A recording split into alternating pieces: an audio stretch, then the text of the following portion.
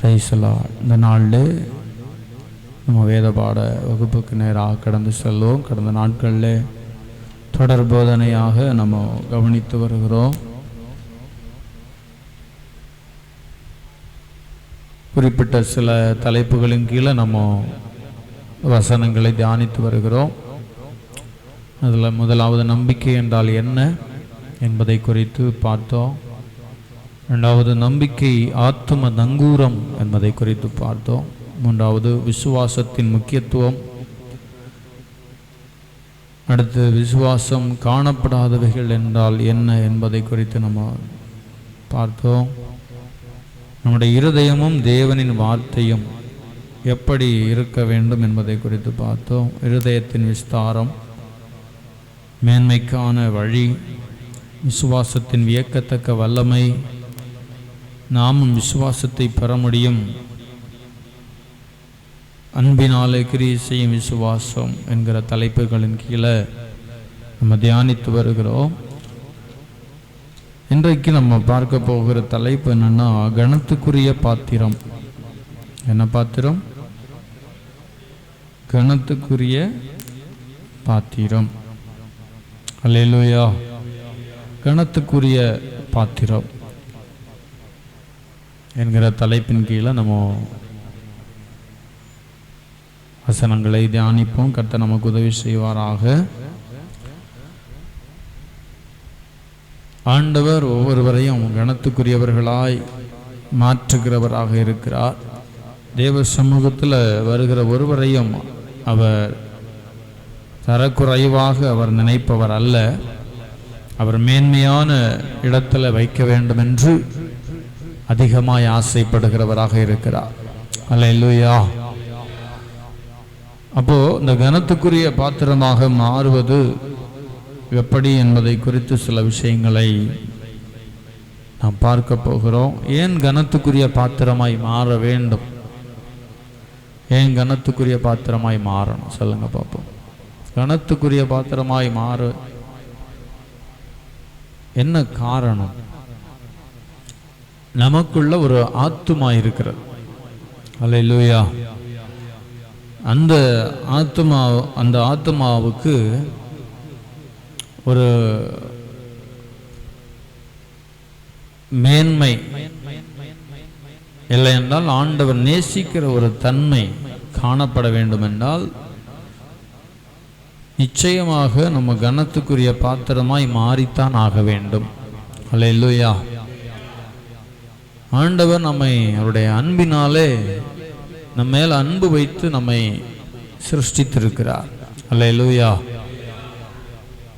ஒரு மனுஷனை ஆண்டவர் எதற்காக உருவாக்குகிறார் என்றால், அந்த மனுஷன் மூலமாக அவருடைய வல்லமையை இந்த உலகத்துக்கு காண்பித்து கொடுக்க வேண்டும். அல்லேலூயா. 2 நாளாகமத்தின் புஸ்தகம் 16வது அதிகாரத்தில் வாசித்தோம்னா, 2 நாளாகமம் 16:9 வாசிங்க.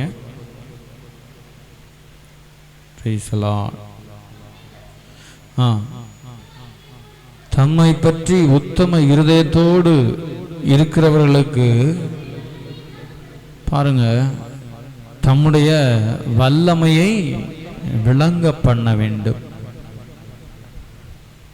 ஏன் கனத்துக்குரிய பாத்திரமாய் மாறணும்னா, ஆண்டுடைய வல்லமை நம் மூலமாக இந்த உலகத்துக்கு காண்பிக்கப்பட வேண்டும். ஆமென். இந்த வசனத்தெல்லாம் சேர்ந்து வாசிங்க பார்ப்போம். தம்மை பற்றி உத்தம இருதயத்தோடு இருக்கிறவர்களுக்கு, அதுதான் கனத்துக்குரிய பாத்திரம். அல்லேலூயா. உத்தம இருதயம் உள்ளவர்களாய் மாறும்போது நம்ம கனத்துக்குரிய பாத்திரமாய் மாறுகிறோம். அப்படி கனத்துக்குரிய பாத்திரமாய் மாறும்போது அடுத்த பகுதி சொல்லுது, தம்முடைய வல்லமையை அவர் வெளிப்படுத்த ஆயத்தமாய் இருக்கிறார். அல்லேலூயா.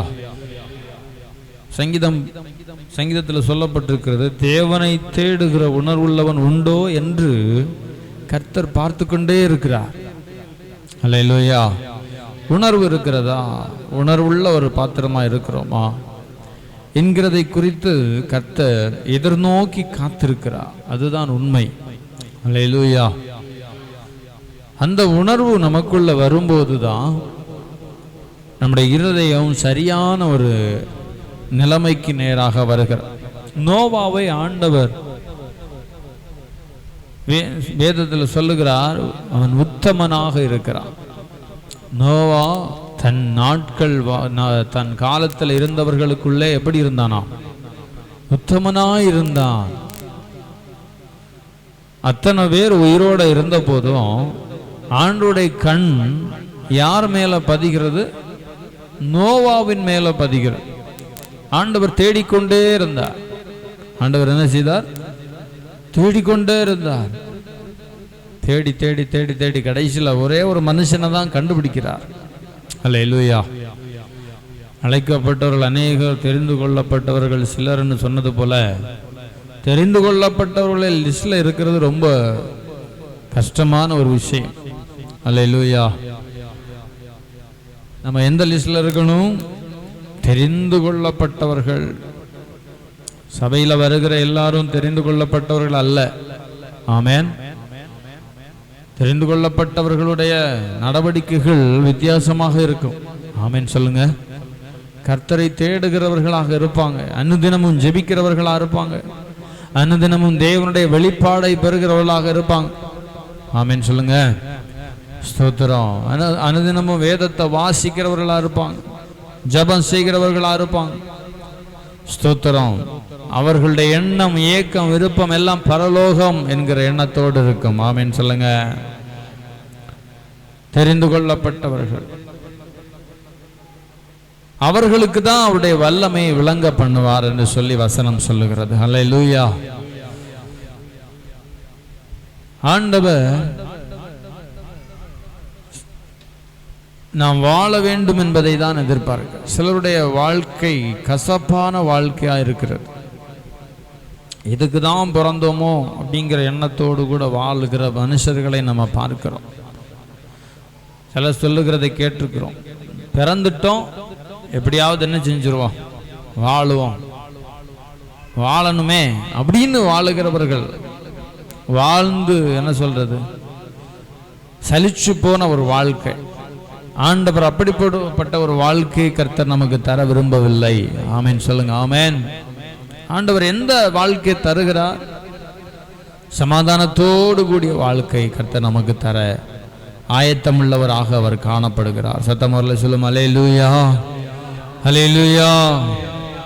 வேதத்தில் சொல்லப்பட்டிருக்கிறது, ஒருவன் தன்னை சுத்திகரித்து கொண்டால் அவன் எப்படி இருப்பானா? கனத்துக்குரிய பாத்திரமாக மாறுகிறான்.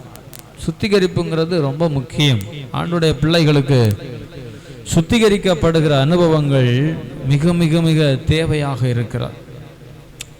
ஒவ்வொரு நாளும் நம்ம வாயில சொல்லிட்டே இருக்கணும், ஆண்டவரே என்னை கழுவுங்க, என்னை சுத்திகரிங்க, உமக்கு ஏற்ற பாத்திரமாய் வைத்துக்கொள்ளும், நீர் பயன்படுத்துகிற பாத்திரமாய் வைத்துக்கொள். ஆண்டவரை பார்த்து தினம் தினம் நம்ம சொல்லி சொல்லி ஜெபிக்க வேண்டியது கட்டாயமா இருக்கிறது. காரணம், ஒருவன் தன்னை சுத்திகரித்து கொண்டால் அவன் எப்படி மாறுகிறான்? கனத்துக்குரிய பாத்திரமாய் மாறுகிறான். இன்னொரு வசனத்தை வாசிக்கலாம். 2 கொரிந்தியர் 6வது அதிகாரம் 14 நம்ம வாசித்தோம்னா, 2 கொரிந்தியர் 6:14 வாசிங்க. 6:14. அந்நிய நுகத்திலே அவிசுவாசிகளுடன் பிணைக்கப்படாதிருப்பீர்களாக. நீதிக்கும் அநீதிக்கும் சம்பந்தம் ஏது? ஒளிக்கும் இருளுக்கும் ஐக்கியம் ஏது? சுத்திகரிப்புங்கிற ஒரு வார்த்தைக்குள்ள இந்த வசனம் அடங்கி இருக்கிறது. என்ன சொல்லுகிறது? அந்நிய நுகத்திலே அவிசுவாசிகளுடன் பிணைக்கப்படாதிருப்பீர்களாக. பிணைக்கப்படக்கூடாதுன்னு சொல்லப்பட்டிருக்க. ஒளிக்கும் இருளுக்கும் ஐக்கியம் ஏது? அல்லேலூயா. ஒளிக்கும் இருளுக்கும் ஐக்கியம் ஏது? வெளிச்சத்தின் பிள்ளைகள், இருளின் பிள்ளைகள். உலகத்தில் காணப்படுகிறவர்களை வசனம் சொல்லுகிறது, அவர்கள் யாரா இருக்கிறாங்க? இருளின் பிள்ளைகளாக இருக்கிறார்கள். வெளிச்சத்தின் பிள்ளைகள் யாரு? வசனத்தை பிடித்து கொண்டு நடக்கிறவங்க. அல்லேலூயா. வேதமே வெளிச்சம், கட்டளையே விளக்கு. விளக்கு வெளிச்சம் எல்லாம் நம்ம கிட்ட இருக்கு. மனுஷன் பொதுவா இருளில் இருக்கிறான். உலக மனுஷர்கள் எங்க இருக்கிறாங்க? இருளில் இருக்கிறாங்க, பாவத்தில் மரித்து போயிருக்கிறாங்க. அப்படிப்பட்ட ஜனங்களை மீட்டெடுக்கும்படியாக, வெளிச்சத்தை தரும்படியாக இயேசு இந்த உலகத்தில் வந்தார். கைகளை தட்டி ஆண்டவருக்கு மகிமை செலுத்துவோமா? ஹல்லேலூயா, ஹல்லேலூயா. அப்ப வசனம் சொல்லுது, ஒளிக்கும் இருளுக்கும் ஐக்கியம் ஏது. அழகா சொல்லுகிறார் பாருங்க. அப்போஸ்தலனாகிய பவுல் கொரிந்து சபைக்கு சொல்லும் போது, எடுத்தீங்களா? 6:14 எடுத்தீங்களா? கிறிஸ்துவுக்கும் பேலியாளுக்கும் இசைவேது, அவிசுவாசியுடனே விசுவாசிக்கு பங்கேது. 16வது வசனம், தேவனுடைய ஆலயத்துக்கும் விக்கிரகங்களுக்கும் சம்பந்தம் ஏது. அடுத்து சொல்லுகிறார், சேர்ந்து சொல்லும், நான் அவர்களுக்குள்ளே வாசம் பண்ணி அவர்களுக்குள்ளே உலாவி அவர்கள் தேவனாயிருப்பேன், அவர்கள் என் ஜனங்களாயிருப்பார்கள் என்று தேவன் சொன்னபடி நீங்கள் ஜீவனுள்ள தேவனுடைய ஆலயமாயிருக்கிறீர்கள். ஒரு உத்தமமான ஒரு இருதயத்தை கர்த்தர் நம்மிடத்தில் விரும்புகிறார். அல்லேலூயா. என்ன இருதயம்? உத்தமமான இருதயம். அதான் கனத்துக்குரிய பாத்திரம் என்கிறதன் அடையாளம். கனத்துக்குரிய பாத்திரம். இந்த சுத்திகரிப்புங்கிறது ஒவ்வொரு நாளும் தேவை, ஒவ்வொரு நாளும் தேவை. நம்ம வாய் சொல்லிட்டே இருக்கணும், ஆண்டவரே என்னை சுத்திகரித்து என்னை பரிசுத்தமாக்கும். காரணம், நீர் தங்குகிற ஆலயம் தான். ஆமென் சொல்லுங்க. எத்தனை பேர் சொல்லுவீங்க, நான் நீர் தங்குகிற ஒரு ஆலயமாயிருக்கிறேன், ஆலயமாயிருக்கிறேன். இப்போ நம்ம கையில எல்லாம் அழுக்குப்பட்டுச்சுன்னா உடனே என்ன பண்ணுவோம்? தண்ணி எடுத்து கழுவும். தண்ணி எடுத்து என்ன செய்வோம்? கழுவும். யூதர்களுடைய பாரம்பரியத்தின்படி உங்க வீட்டுக்குள்ள போறதுக்கு முன்னாடி என்ன செய்வாங்க? கைகளையும் கால்களையும் கழுவிட்டு தான் என்ன செய்வாங்க? வீட்டுக்குள்ள பிரவேசிப்பான். அது வழக்கமா இருந்துச்சு. அந்த கை கழுவுறதுக்கு வச்சிருந்த தண்ணியை தான் அந்த பாத்திரத்தை சுத்திகரிச்சு இயேசு என்ன செய்கிறார்?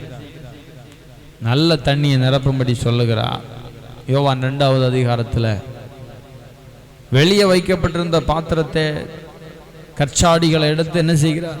பயன்படுத்துகிறார். சுத்திகரிக்கப்பட்டு வீட்டுக்குள்ள போகிறது. ஆமென். அதுக்கே ஒரு சுத்திகரிப்பு தேவைன்னா,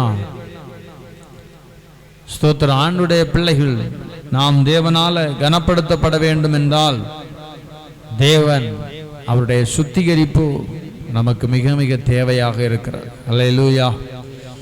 எபேசியர் 5வது அதிகாரம் 26, 27 ஆகிய வசனங்களை வாசிச்சோம்னா, எபேசியர் 5வது அதிகாரம் 26, 27, தாம் அதை திருவசனத்தை கொண்டு தண்ணீர் முழுக்கினால் சுத்திகரித்து பரிசுத்தமாக்குகிறதற்கும். வாசிங்க பார்ப்போம். எபேசியர் 5, 26, 27.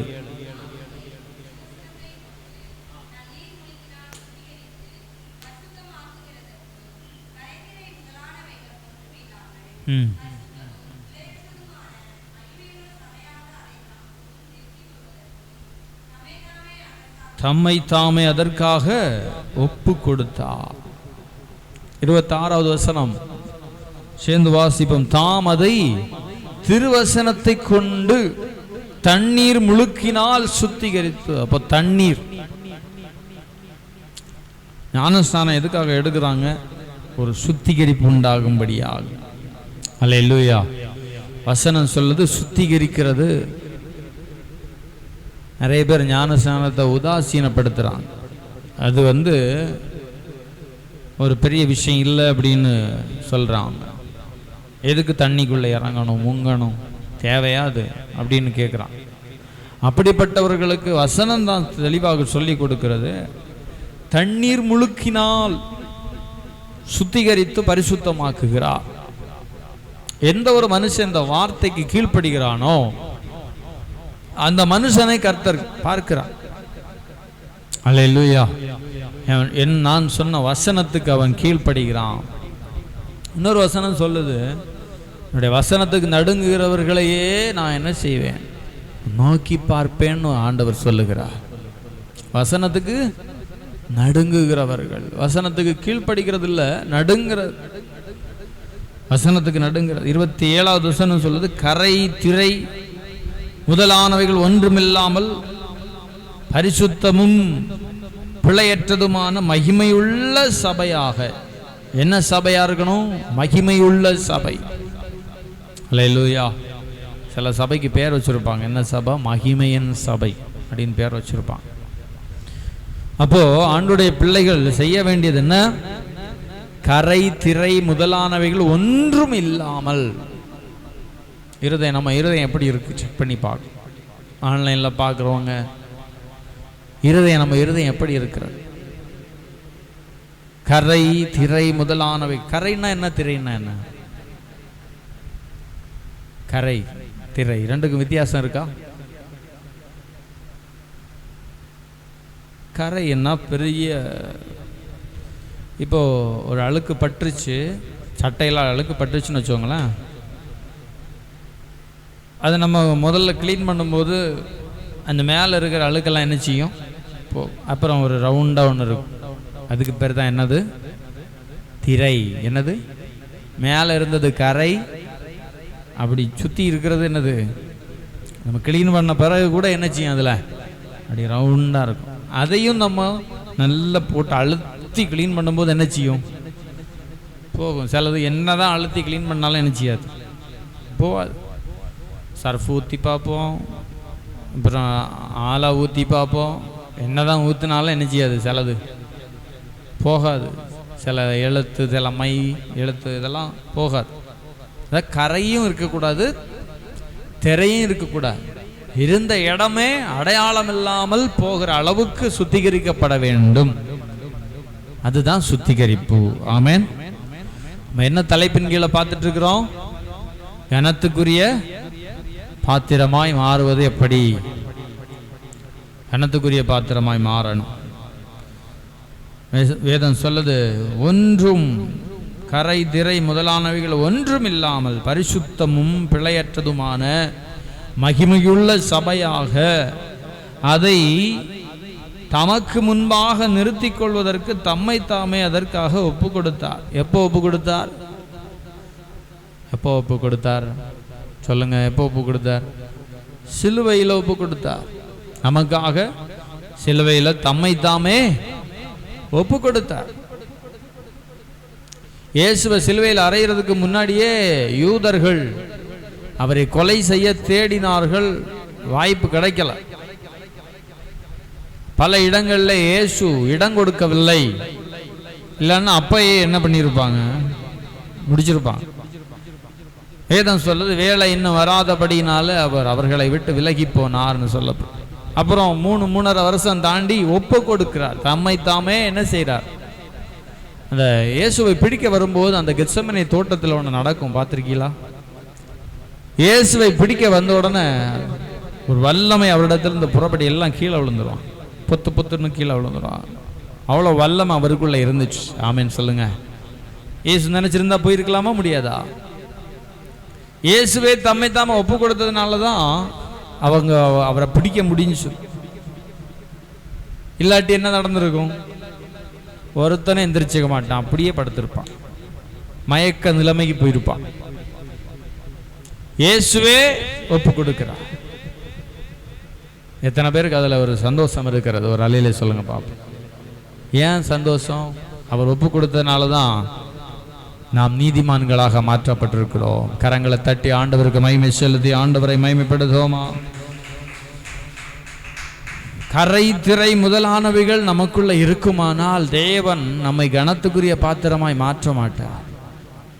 கனத்துக்குரிய பாத்திரமாய் மாற முடியாது. இன்னைக்கு ஆலயத்துக்கு வந்தும் ஆண்டவர் ஆராதிச்சு இருதயம் எப்படி இருக்கு? கரைகளால் நிரம்பி இருக்கிறது. நம்ம ஜெப வாழ்க்கையே நமக்கு சொல்லி கொடுத்துரும், நம்ம எப்படி ஆண்டவருக்கு முன்னாடி காணப்படுகிறோம், நமக்கு நேரம் கிடைக்கும் போதெல்லாம் நம்ம என்ன செய்கிறோம் என்பதை நம்ம பார்த்தாலே தெரியும். நம்ம எந்த அளவுக்கு கனத்துக்குரிய பாத்திரமாய் மாற ஆசைப்படுகிறோம் என்பது நமக்கு தெரியும். ஆமென், அல்லேலூயா.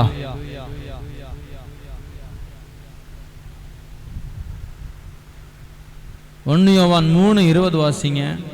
1 யோவான் 3:20. 1 யோவான் 3:20.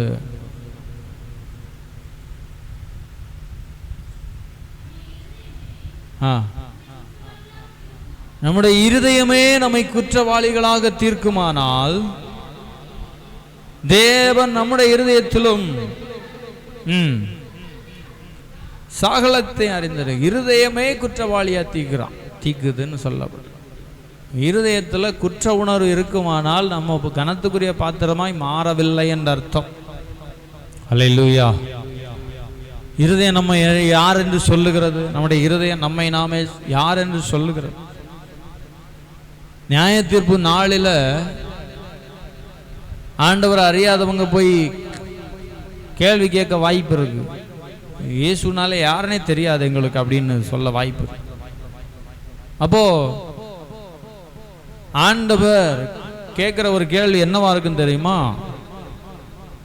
சரி, என்ன தெரியாது, உங்க இருதயம் எதை செய்ய வேண்டும் என்பதை, நன்மை செய்ய வேண்டும் என்று சொன்னதா தீமை செய்ய வேண்டும் என்று சொன்னதான்னு கேட்டா என்ன பதில் சொல்ல முடியும்? அல்லேலூயா. இருதயமே குற்றவாளி என்று தீர்க்குமானால் அன்னைக்கு யாரும் கேள்வி கேட்க மாட்டாங்க. ஏன்னா இருதயத்தில் குத்தப்பட்டவர்களாக இயேசுவின் சிங்காசனத்துக்கு முன்பாக போய் நிற்க வேண்டிய நாள் ஒன்று இருக்கிறது. அல்லேலூயா. நல்ல போராட்டத்தை போராடி ஓட்டத்தை முடிக்காதவங்க எல்லாம் இருதயத்தில் குத்தப்பட்டவர்களாக ஒரு நாள் போய் நிற்கணும். ஆமென். பவுல் சொல்றாரு, திடமா சொல்றாரு, நான் நல்ல போராட்டத்தை போராடினேன்னு எனக்கு நல்லா தெரியும். ஆமென். எப்படி நல்ல போராட்டத்தை போராடினேன்னு எனக்கு நல்லாவே தெரியும்னு சொல்றாரு. அந்த உறுதி, அந்த நிச்சயம் ஒவ்வொரு நாள் முடியும் போதும் ஆண்டவருடைய பிள்ளைகளுக்கு இருக்கணும். எப்படி? ஒவ்வொரு நாள் முடியும் போது, இன்னைக்கு நான் எப்படி ஓடினேன், ஆவிக்குரிய ஓட்டம் எப்படி இருந்துச்சு, அந்த உறுதி நமக்குள்ள இருந்துச்சுன்னா நம்ம தூங்கும் போது நிம்மதியா தூங்க முடியும். ஆமென். ஏன்னா இன்னைக்கு வரைக்கும் ஆண்டவர் சொன்னதை நான் செஞ்சும் முடிச்சாச்சு. இனிமே பிரச்சனையே நான் இப்ப தூங்க போறேன். அல்லேலூயா. புரியுதா? ஆண்டவர் கட்டளையிட்டவைகளை நம்ம செய்து முடித்துட்டு நம்ம தூங்கணும்னா நிம்மதியான தூக்கம் வரும். அப்போஸ்தலனாகிய பவுல் சிறைச்சாலையில துதிச்சு பாட என்ன காரணம்? அன்னைக்குள்ள ஊழியம் முடிஞ்சது. அன்னைக்குள்ள ஊழியம். இப்போ எங்க இருக்கிறோம்? சிறைச்சாலையில் இருக்கிறோம். சிறைச்சாலையில் இருக்கிறோம். இனி என்ன செய்வோம்? ஆண்டவரை சும்மா தானே இருக்கிறோம், பாட்டு பாடுவோம் அப்படின்னு பாடுகிறார். அல்லேலூயா. நான் சொல்றது புரியுதா? ஒவ்வொரு நாளும் நம்ம தேவ சித்தத்தை செய்து முடிக்கிறோமா, இல்லை நாளைக்குன்னு ஒதுக்கி வைக்கிறோமா? நாளைக்கு பார்த்துக்கலாம், நாளைக்கு பார்த்துக்கலாம். ஜெபம் பண்ணணும்னு ஆவியானவர் நமக்குள்ள ஏவும் போது இன்னொரு உள்ள இருந்து இன்னொரு சத்தம் கேட்கும், நாளைக்கு ஜெபம் பண்ணலாம், சேர்த்து ஜெபம் பண்ணலாம். எப்படி ஜெபம் பண்ணலாம்? எப்படி ஜெபம் பண்ணலாம்? வேதம் சொல்லுது, மதிகேடனே, இன்றைக்கு உன்னுடைய ஆத்மா எடுத்துக்கொள்ளப்பட்டால் எங்க போவ? அல்லேலூயா. ஒவ்வொரு நாளும் நம்ம சொல்லணும், பவுல் சொன்னது மாதிரி, நான் நல்ல போராட்டத்தை நான் போராடினேன், ஓட்டத்தை முடிக்கிறேன். நம்ம தூங்கும்போது நமக்கு நிம்மதியான ஒரு தூக்கத்தை கர்த்தர் தருவார். அல்லேலூயா. 1 யோவான் 3:20 என்ன வாசிச்சோம்? இருதயமே குற்றவாளிகளாக தீர்க்குமானால். அப்ப இருதயம் கவனமா, நம்ம குற்றவாளிங்கிற ஒரு வார்த்தைக்கு இடம் கொடுக்கிறோம். நீ ஒழுங்கா ஜெபம் பண்ணல, குற்றவாளின்னு சொல்லுது, இருதயம் சொல்லுது. ஒழுங்கா நீ வேதம் வாசிக்கிறது இல்லை சொல்லுமா சொல்லாதா? செய்யலைன்னா சொல்லும். ஆவியானவர் உள்ள இருந்தால் சொல்லுவார். எந்த அளவுக்கு நம்ம ஜெபிக்கிறோங்கிறத, எந்த அளவுக்கு நமக்கு பலன் இருக்கிறதுங்கிறது ஆண்டவருக்கு தெரியும். ஆமென்.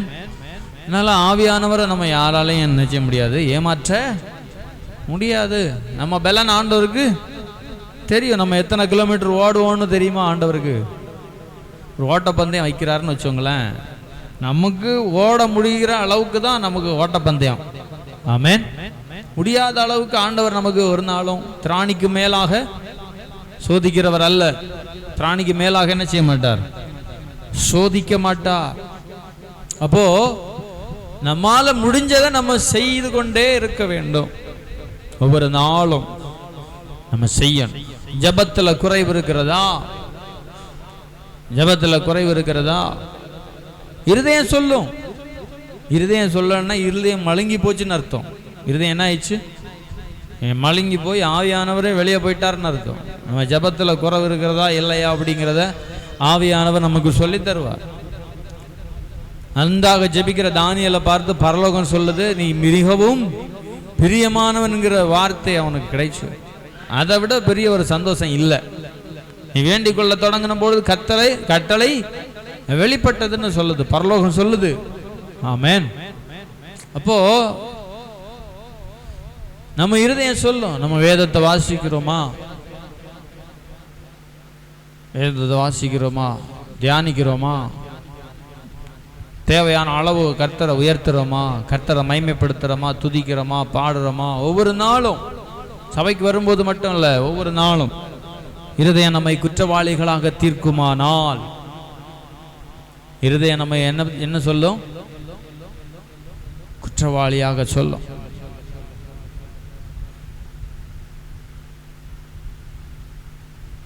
நான் நல்லா ஜெபிக்கிறவனாக இருக்கிறேன் அப்படின்னு நம்ம சொல்லுகிற அளவுக்கு நம்முடைய இருதயத்தில் ஒரு தைரியம் வருகிற அளவுக்காவது நம்ம ஜெபம் பண்ணணும். ஆமென். அல்லேலூயா. சரி, இன்னொரு வசனம் 3:22 வாசிங்க. 1 யோவான் 3:22.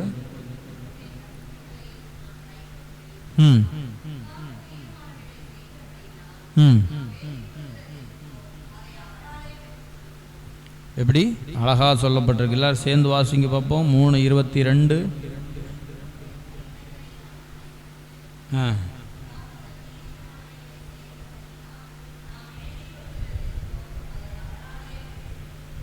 அடுத்த வசனம் வாசிங்க.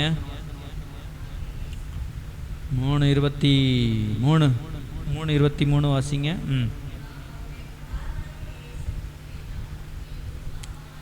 விசுவாசமாயிருந்து கட்டளையிட்டபடி ஒருவர் அன்பாய் இருக்க வேண்டும் என்பதே அவருடைய கற்பனையாயிருக்கிறது. 24வது வசனம், அவருடைய கட்டளைகளை கை கொள்ளுகிறவன் அவரில் நிலைத்திருக்கிறான், அவரும் அவனில் நிலைத்திருக்கிறார். அவர் நம்மில் நிலைத்திருக்கிறதே அவர் நமக்கு தந்தருளின ஆவியினாலே அறிந்திருக்கிறோம். ஆவியானவர் 24வது வசனம் சொல்லுது, நமக்குள்ள ஆவியானவர் இருக்கும்போதே ஆவியானவர் நமக்குள்ள நிலைத்திருக்கிறதை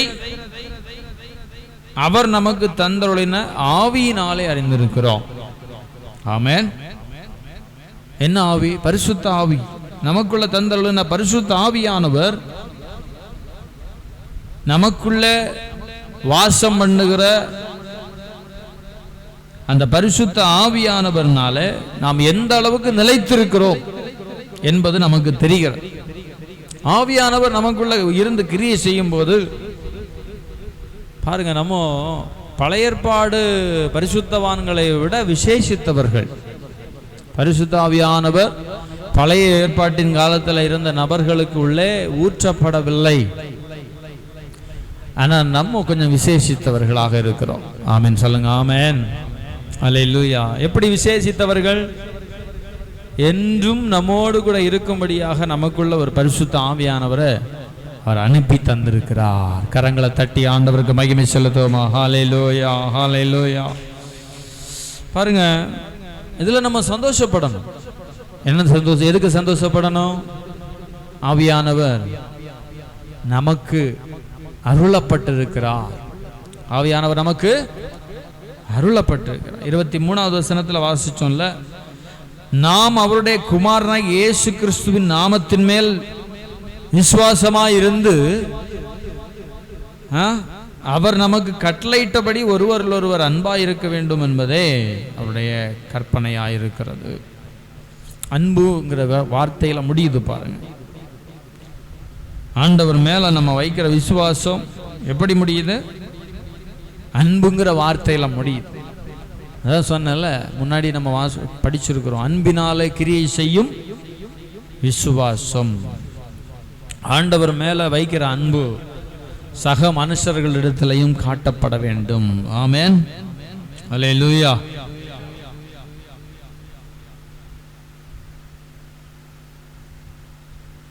கர்த்தருடைய நாமம் மகிமைப்படட்டும்.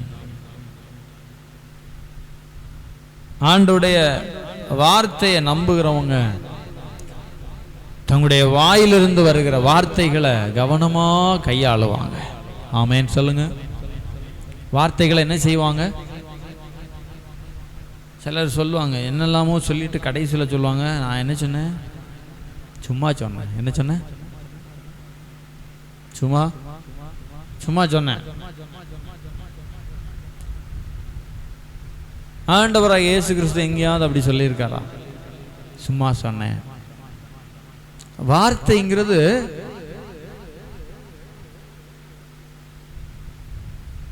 தேவன் பயன்படுத்தின வார்த்தையெல்லாம் நீங்க கவனிச்சு பாருங்க. எங்கேயாவது அவர் தேவையில்லாம ஏதாவது பேசியிருக்காரா?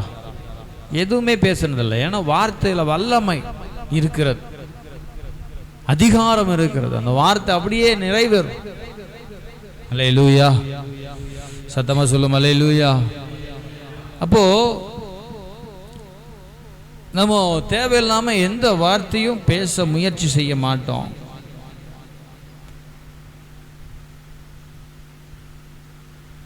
நம்ம அதிகமாக ஜெபிக்க வேண்டியது, என்னுடைய இருதயம் சுத்திகரிக்கப்பட வேண்டும். அல்லேலூயா, அல்லேலூயா. இன்னைக்கு அநேக ஜெபம் பண்ணுவாங்க, ஆனால் இருதயம் எப்படி இருக்கும்? ஆண்டவருக்கு பிரியமில்லாத இருதயமா இருக்கும். ஜெபம் பயங்கரமா பண்ணுவாங்க, ஜெபம் பயங்கரமா இருக்கும், ஆனால் ஆண்டவர் விரும்புகிற அளவுக்கு இருதயம் இருக்காது. அப்படி ஜெபம் பண்ண முடியுமான்னு கேட்டால் பண்ண முடியும். ஆமென். பண்ண முடியுமா? பண்ண முடியும். அல்லேலூயா.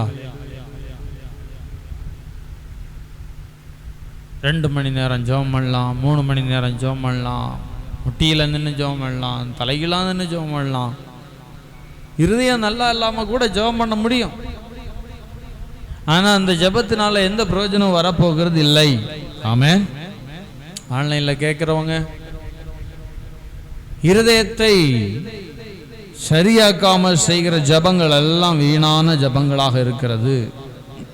அதனால தான் நம்ம அடிக்கடி ஜெபம் பண்ணணும். ஆண்டவரே, என்னுடைய இருதயத்தை கழுவும், சுத்திகரியும், கனத்துக்குரிய பாத்திரமா நான் இருக்கணும். ஆண்டவர் என்ன கனத்துக்குரிய பாத்திரமாய் மாற்றுவீராக. அல்லேலூயா. நம்ம எதை குறித்து படிச்சுட்டு இருக்கிறோம் பைபிள் ஸ்டடியில? விசுவாசத்தில் வளருவது எப்படி? அதான தலைப்பு. விசுவாசத்தில் சொல்லுங்க, தலைப்பை சொல்லுங்க. விசுவாசத்தில் வளருவது எப்படி? அதுக்கிடையில எது கனத்துருக்குரிய பாத்திரம் வந்துச்சு தேவையில்லாம? கனத்துக்குரிய பாத்திரமாக காணப்படும் போது விசுவாசம் நம் மூலமாய் செயல்படும். ஆமென். கனத்துக்குரிய பாத்திரமா மாறாம விசுவாசம் செயல்படாது. கனத்துக்குரிய பாத்திரமாய் மாறாம விசுவாசம் செயல்படாது. 100% செயல்படாது, கொஞ்சம் கூட செயல்படாது. இது எப்படின்னா பாசிட்டிவ் நெகட்டிவ் மாதிரி. அந்த 50%, 25%, 75% அப்படிலாம் கிடையாது. ஒன்று ஒர்க் ஆகும், இல்லை இல்லை. ஒன்று எஸ், இல்லை நோ, அவ்வளோதான்.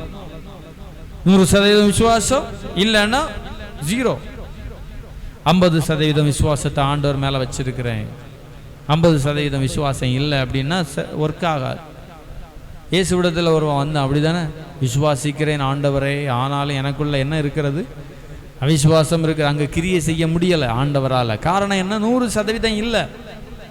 அதே போல தான் நமக்குள்ள நம்முடைய இருதயம் சரியாக காணப்படாத பட்சத்தில் விசுவாசம் செயல்படாது. ஏன்னா விசுவாசம்ங்கிறது ரொம்ப பவர்ஃபுல். பெரிய ஒரு அணுகுண்டை உருவாக்குன வல்லமை விசுவாசம். அணுகுண்டுக்கு தாய். ஆமென். எல்லாவற்றையும் பூமியில காண்கிற எல்லாவற்றையும் உண்டாக்குன வல்லமை தான் விசுவாசம். ஆமென். அல்லேலூயா.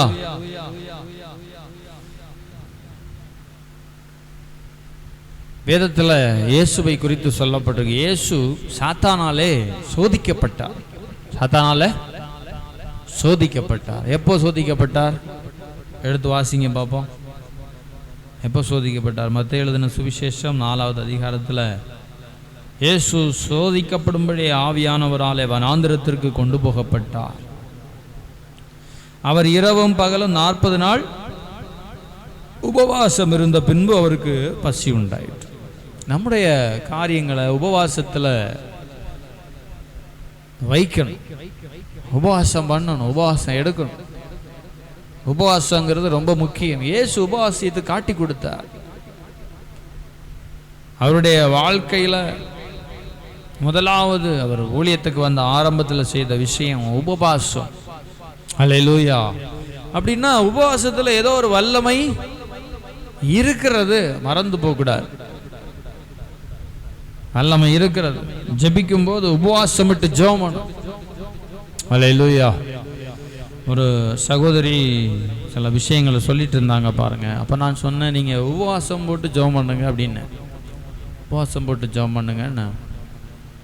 இப்போ அவங்க சொன்னாங்க, நான் பிள்ளைக்கு ஃபீட் பண்ணணும், எனக்கு உபவாசம் இருக்க முடியாது. கரெக்டு தான், ஃபீட் பண்ணணும், உபவாசம் இருக்க முடியாது.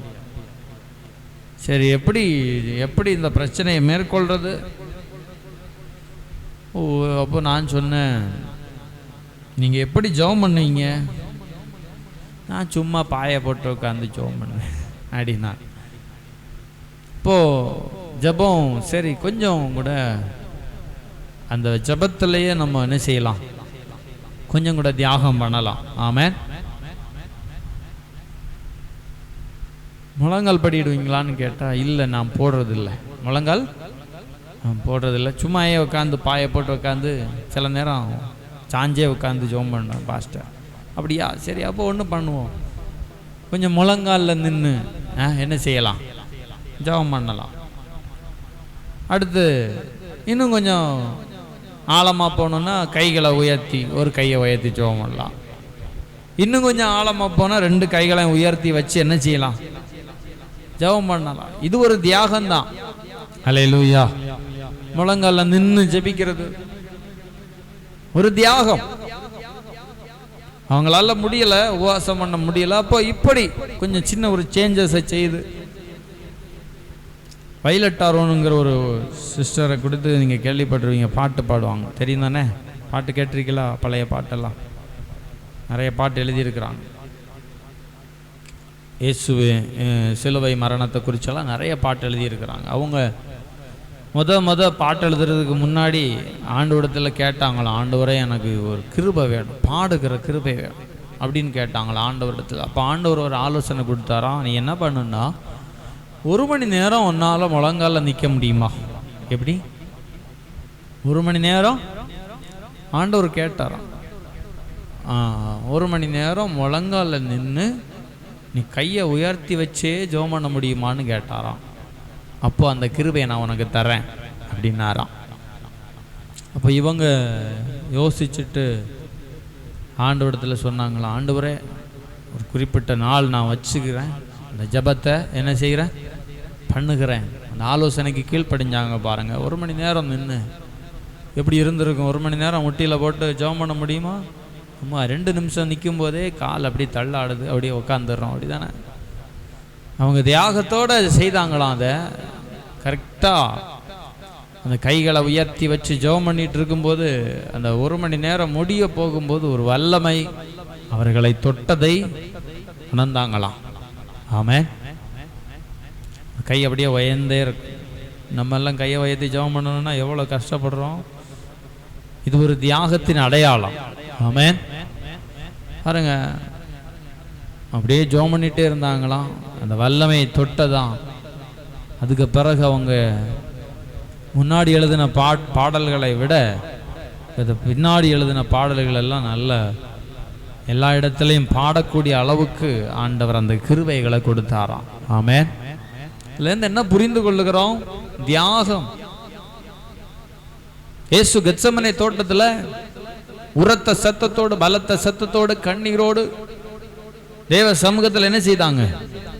ஜெபம் பண்ணினார். அது ஒரு தியாகத்தின் அடையாளம். அல்லேலூயா. தியாகம். வேதத்தில் எத்தனை பேர் தியாகம் பண்ணி ஜெபம் பண்ணி இருக்கிறாங்க? ஆமென். கடற்கரை மணல்ல நின்று ஜெபம் பண்ணி இருக்கிறாங்க. முட்கள், கற்கள் நிறைந்த இடத்துல ஜெபம் பண்ணி இருக்கிறாங்க. தியாகத்தோடு ஜெபம் பண்ணி இருக்கிறாங்க. பாருங்க, அப்போ வேதத்தில் வாசிக்கிறோம், இயேசு உபவாசம் பண்ணி முடித்த பின்பு 3 சோதனைகளை அவர் தாண்டி வர வேண்டி இருந்துச்சு. சாத்தான் நேரடியா வருகிறான், வந்து சொல்றான், இந்த கல்லுகளை அப்பங்களா. 1 2 அடுத்து தாள குதியும். 6வது வசனம், மத்தேயு 4:6. தாள குதியும். அப்புறம் 9ஆம் வசனம், என்னை விழுந்து வணங்கினால். 3 விஷயத்தை சொல்றான் பாருங்க. இயேசுகிட்டயே வந்து கதை விடுறான். சாத்தானுக்கு வசனம் அறிவு எவ்வளவு இருக்கு பத்திலா. அவனுக்கு இருக்கிற அறிவு கூட நமக்கு, நம்ம அவன் கூட யுத்தம் பண்ண போறோம். அவனுக்கு இருக்கிற அறிவு நமக்கு இல்லை. அதனால தான் பைபிளை படிங்கன்னு சொல்றது. நம்ம ஒரு சாப்டரை முடிக்கிறதுக்கு, அந்த டிக்கு படி முடிக்கிறதுக்கு என்ன பாடுபடுறோம். சாத்தா மொத்தத்தையும் கரைச்சி குடிச்சு வேதம் சொல்லுது, நீர் தாள குதியும் தம்முடைய தூதர்களுக்கு உம்மை குறித்து கட்டளையிடுவார், உமது பாதம் கல்லில் இடராதபடிக்கு அவர்கள் உம்மை தங்கள் கைகளில் ஏந்து கொண்டு போவார்கள் என்பதா எழுதியிருக்கிறதே என்று சொன்னான். எப்படி நம்ம ஆட்களுக்கு இந்த வசனம் எங்க இருக்குன்னே தெரியாது. நிறைய பேருக்கு எங்க இருக்கு? பாதம் கல்லில் இடராதபடி எங்க இருக்கு சொல்லுங்க பாப்பா. 91ஆம் சங்கீதம் படிச்சிருக்கான் பாத்தீங்களா? படிச்சிருக்கான். பாதங்கல்லில் இடராதபடிக்கு தங்கள் கைகளில் ஏந்தி கொண்டு போவார்கள் என்று எழுதியிருக்கிறதே. ஆண்டவருக்கு தெரியும் பேசுறது யாரு? சாத்தா. வனாந்தரத்துல கூப்பிட்டு வச்சு வசனம் இயேசு உணர்ந்து கொண்டா, ஜெயித்தா. அல்லேலூயா. சாத்தானை ஜெயிக்கணும்னா கனத்துக்குரிய பாத்திரமா இருக்கணும். ஆமென். அல்லேலூயா. இயேசு ஜெபித்த அந்த 40 நாட்களும் அந்த ஜெபத்தின் பலன் எங்க கிடைச்சதுன்னா அந்த 3 சோதனைகள்ல கிடைச்சது. அல்லேலூயா. இயேசு நினைச்ச அப்பங்களாக்க முடியும். கற்களை அப்பங்களாக்க அவருக்கு எவ்வளவு நேரம் ஆயிர போகுது? ஆக்க முடியுமா முடியாதா? முடியும். ஆனா அப்பா ஆக்கல. சாத்தான் சொல்லி ஆக்கினா என்ன ஆகும்? சாத்தான் சொல்லுவான், நான் சொன்ன உடனே இயேசு கேட்டுட்டார், நான் சொன்ன உடனே இயேசு கேட்டுட்டாருன்னு ஊர் முழுக்க சொல்லிட்டு தெரியும். சாத்தானுக்கு ஒரு பெருமை வந்துடும். என்ன வந்துடும்? நான் சொன்ன உடனே இயேசு கேட்டார், கற்களை அப்பமாக்கிட்டாரு. அடுத்து சொல்றான், சாஷ்டாங்கமாய் விழுந்து வணங்குங்க. இந்த உலகத்தை நீங்க உலகத்தை ரட்சிக்க தானே வந்தீங்க. பாவிகளை ரட்சிக்க கிறிஸ்து இயேசு உலகத்தில் வந்தார்.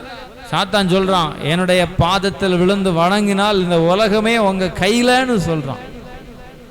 எப்படி? ஒரு செகண்ட் யோசிக்காம இருந்திருந்தா நம்ம ஆட்கள் என்ன பண்ணிருப்பாங்க? ஐயோ, என்ன 5 வீடு தர்றாங்களா? அப்படியா? என்ன காலில் விழுந்துடுறேன், ஏதோ உடனே வழங்கால. எத்தனை முறை விழணும்னு கேட்டு நம்ம என்ன பண்ணுவோம்? விழுந்து வணங்கிட்டு வந்துருவோம். அல்லேலூயா. நம்ம ஆட்கள் ரெடியா இருக்கிறாங்க. அதுக்கு எவ்வளவு என்ன பண்ணணும்னு கேட்டு செய்யறதுக்கு ரெடியா இருக்கிறாங்க. உலகத்தையே தருவேன்னு சொன்ன பிறகு கூட இயேசு அமைதியா இருக்கிறார். சத்தம் வரல சொல்லும். அல்லேலூயா. அதான் உபவாசத்தின் பலன். எதை பேசணும், எதை பேசக்கூடாது, எங்க பேசணும், எங்க பேசக்கூடாதுங்கிற ஒரு கிருபையை ஜெபத்தின் மூலமாக பெற்றுக்கொண்டார். அல்லேலூயா. கனத்துக்குரிய பாத்திரமாய் மாறுவதற்கு நமக்கு என்ன தேவை? உபவாசம் தேவை. அல்லேலூயா. ஆண்டவரோடு ஒன்றரை கலந்து விட வேண்டும். ஆண்டவருடைய பிள்ளைகள் ஒன்றோடொன்று கலந்து விட வேண்டும். இந்த கெமிஸ்ட்ரி பாடத்துல எல்லாம் நாங்கள் இந்த 12th எல்லாம் படிக்கும்போது இந்த ஒவ்வொரு நம்ம சொல்லுவோம், மறந்து போச்சு எனக்கு, இந்த பியூரட் கரைசல், பிப்பட் கரைசலா என்னென்னமோ கரைசல் அதெல்லாம் கரைச்சி குடிச்சாச்சு.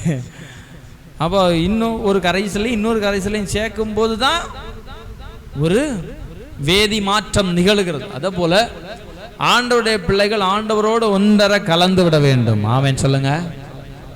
அவருக்கு இருக்கிற பரிசுத்தம் நமக்கு வரும். ஆமென். பரிசுத்தமுள்ள தேவனை நம்ம பிடித்து கொண்டா அந்த பரிசுத்தம் நம்மையும் பிடிக்கும். ஆமென் சொல்லுங்க. புரியுதா? அதான் கனத்துக்குரிய பாத்திரமா மாறுறது கூட சீக்கிரட்டு தான் சொல்லி தரேன். ஆண்டவரை பிடிச்சுக்கிட்டோம்னா பூவோடு சேருகிற நாரும் மணக்குமா. நாரை எடுத்து மணத்தி பார்த்தா இந்த பூவோட மனம் இருக்கும். ஏன்னா இவ்வளவு நேரம் என்ன இருந்துச்சு, அதுல அந்த நார்ல பூ இருந்துச்சு. அதே போலதான் ஆண்டவரோடு நம்ம சேர சேர சேர சேர நம்ம பரிசுத்தம் உள்ளவர்களாய் மாற்றப்படுகிறோம். ஹல்லேலூயா. அப்ப ஆண்டவரோடு நம்ம ஒன்று சேரணும் பாருங்க, ஒன்றரை கலந்து விட வேண்டும். அதுதான் ஆண்டவர் நம்மிடத்தில் விரும்புகிறார். ஹல்லேலூயா. கொரிந்தியர்ல சொல்லுகிறார் 5வது அதிகாரம் 22வது வசனத்துல, 2 கொரிந்தியர் 5:22 வாசிங்க பார்ப்போம். ஜபித்து நம்ம முடிப்போம். 2 கொரிந்தியர் 5:22 இல்ல 5வது அதிகாரம். மீட்கப்பட்டோம். Praise the lord, praise the lord, praise the lord. அந்த பாருங்க 20வது வசனம் 19லேருந்தே நம்ம வாசிக்கலாம். அதென்னவெனில், தேவன் உலகத்தாருடைய பாவங்களை எண்ணாமல் கிறிஸ்துவுக்குள் அவர்களை தமக்கு ஒப்புரவாக்கி ஒப்புரவாக்குதலின் உபதேசத்தை எங்களிடத்தில் ஒப்பு கொடுத்தார். 20வது வசனம், ஆனபடியினாலே தேவனானவர் எங்களை கொண்டு புத்தி சொல்லுகிறது போல நாங்கள் கிறிஸ்துவுக்காக ஸ்தானாதிபதிகளாயிருந்து தேவனோடே ஒப்புரவாகுங்கள் என்று கிறிஸ்து நிமித்தம் உங்களை வேண்டிக்கொள். ஒப்புரவாகிறது அப்படிங்கிறது ரொம்ப முக்கியம். இந்த கனத்துக்குரிய பாத்திரம்ங்கிற தலைப்புல ஒப்புரவுங்கிறது ரொம்ப முக்கியம். ஒப்புரவாகணும். ஆண்டவருக்கு நமக்கும் இடையே எந்த ஒரு பிரிவினையும் இருக்கக்கூடாது. அவர் சொன்னா நம்ம செய்ததா இருக்கணும். அதுக்கு இடையில நம்ம கேள்வி கேட்டோம்னா அது ஒப்புரவு அல்ல, பிரிவினையை நோக்கி. அல்லேலூயா. ஒப்புரவாகுதல் சொல்லுங்க. ஒப்புரவாகுதல், தேவனோடு ஒப்புரவாகுதல். ஆண்டவரோடு ஒப்புரவாக ஆண்டவரிடத்தில் கேட்கணும். அல்லேலூயா. ஆண்டவரோடு ஒப்புரவாகிறவர்களுக்கு என்ன இல்லையா? ஆக்கினை தீர்ப்பு இல்லையா? ஆமென் சொல்லுங்க. தேவனோடு ஒப்புரவாகிறவங்க 1வது அதிகாரம் ரோமர் 8வது அதிகாரம் 1வது வசனம் சொல்லுது. 8:1 வாசிங்க. ஆனபடினாலே கிறிஸ்து இயேசுவுக்கு உட்பட்டவர்களாயிருந்து மாம்சத்தின்படி நடவாமல் ஆவியின்படி நடக்கிறவர்களுக்கு ஆக்கினை தீர்ப்பில்லை. வாசிங்க ரோமர் 8:1. ஆனபடியால் சீக்கிரம் ரோமர் 8:1.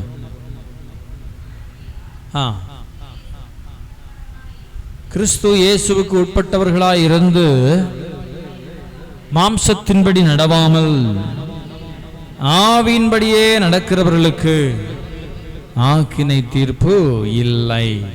ஆக்கினை தீர்ப்பு இல்லை. கிறிஸ்துவின் இயேசுவுக்கு உட்பட்டவர்களாய் இருந்து, கிறிஸ்து அந்த வசனம் அடிக்கோடு வைக்கணும். கிறிஸ்து இயேசுவுக்கு உட்பட்டவர்களாய். உட்பட்டவர்கள் இயேசுவுக்கு உள்ள இருக்கிறவங்க. இயேசுக்குள்ள இருக்கிறவங்க எப்படி நடப்பாங்கன்னா ஆவியின்படி நடக்கிறவர்களா மாறுவாங்க. ஆவியின்படி, ஆவியானவருடைய அறிவுறுத்தலின்படி, மாம்சத்தின்படி நடக்காமல் ஆவியின்படி நடக்கிறவர்கள் அவங்க தான் கனத்துக்குரிய பாத்திரவான்கள். ஹல்லேலூயா.